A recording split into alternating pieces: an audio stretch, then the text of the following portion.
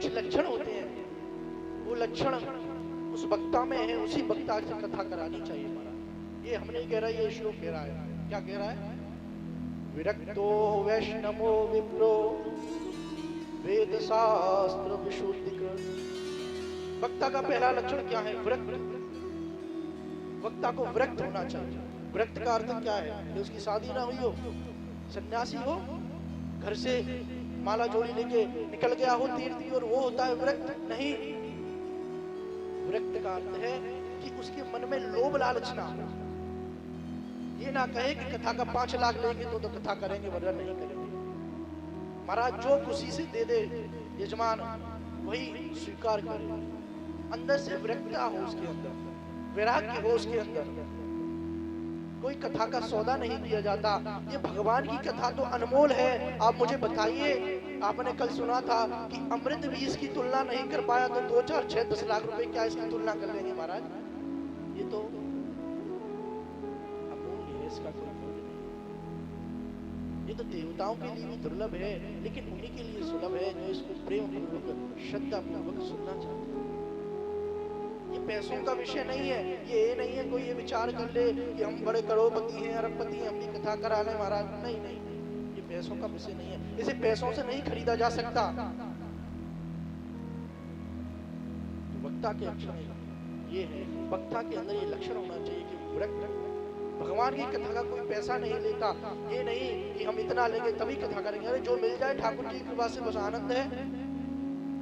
दूसरा लक्षण है वैष्णव। वैष्णव का अर्थ है भगवान से जुड़ा हुआ हो, भगवान का भक्त हो। ऐसा नहीं हो महाराज मुंह उठा के आ गए, कथा कर गई, जाके सो गए, जहाँ जो खा रहे हैं, जहाँ जा रहे हैं, सीधे उठ के आए, मुंह धोआ, नहाए, सीधे कथा पे गद्दी पे आके बैठे। वैष्णवता नहीं है उसके अंदर, भगवान के प्रति प्रेम नहीं है, भगवान का चिंतन नहीं करता, भगवान का स्मरण नहीं करता, भगवान का ध्यान नहीं करता, वो वक्ता कथा करने लायक नहीं है महाराज। वैष्णव हो, वैष्णव का अर्थ है जो ईश्वर से, जो ईश्वर को अपनी संरक्षणा में, उसके कृपा पात्र में रहता है, वो वैष्णव है। और तीसरा शब्द है विप्रो। विप्रो का अर्थ है ब्राह्मण। इसमें कोई जाति पाति की कथा नहीं है महाराज, जो लिखा है वही हम आपको बता रहे हैं। भगवान का भजन सब कर सकते हैं, क्योंकि भगवान के भजन के बिना तो मुक्ति का मार्ग प्रशस्त नहीं होगा। आपको रोज बोल रहा हूँ, बता रहा हूँ, खूब भजन करो, खूब माला करो, खूब जप करो, खूब हवन करो, खूब अभिषेक करो, लेकिन भागवत की गद्दी पर सिर्फ ब्राह्मण का ही अधिकार है। इस व्यासपीठ पर बैठने का अधिकार केवल और केवल ब्राह्मण का है। और ब्राह्मण भी वो हो जिसकी माँ भी ब्राह्मणी हो और जिसका पिता भी ब्राह्मण हो, वह श्रेष्ठ ब्राह्मणी कथा करने लायक है। ऐसा नहीं कि पिता ब्राह्मण है, माँ कोई दूसरे कुल की है,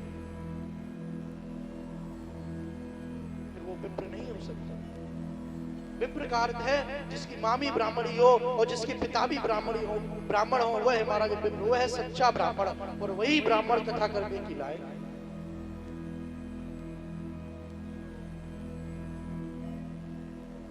कितना सुंदर लक्षण बताया। और क्या बताया? वेद शास्त्र विशुद्ध कहते हैं।